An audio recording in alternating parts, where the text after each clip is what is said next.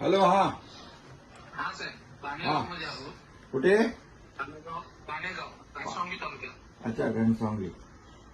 90% लोकांना शिफ्ट केलं काल रात्री. ओके. आणि आता पाणी थोडं वाढायला लागलंय. वरून पाणी थोडं जास्त यायला लागले. पाणी वाढते. हा हा हा. सगळे गावातून पाणी दाखवतो तुम्हाला. बर.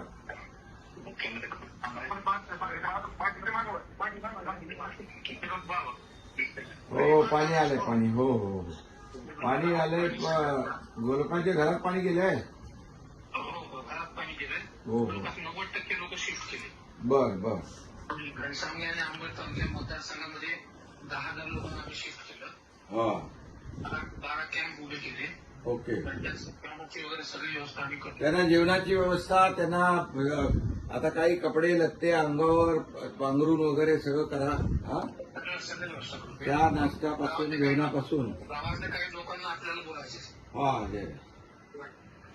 साहेब, नमस्कार. नमस्कार नमस्कार. आमच्या इथं 2006 ला पण याच पद्धतीने पूर परिस्थिती निर्माण झाली होती. बर बर. त्याच्यानंतर आज परत 2025 ला उद्भवली. बर.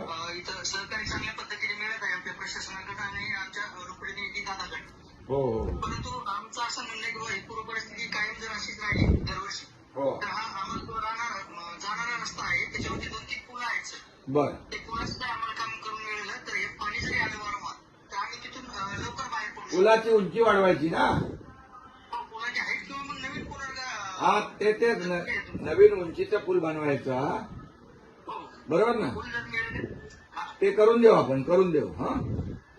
ते पूर्ण परिस्थितीला आपण तर काय सामोरे जाऊ शकत नाही, नाही. जर पर्याय निघाला बाहेर तर बिलकुल तुमच्या शेतकऱ्यांच्या सोबत सरकार आहे. काही काळजी करू नका. आणि यावेळेचं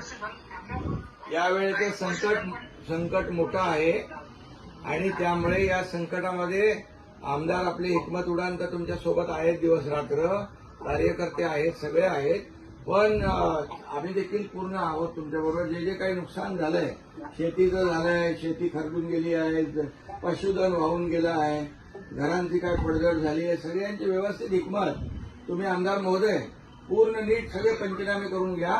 आणि त्याप्रमाणे आपण त्यांना सगळी मदत पण देऊ. या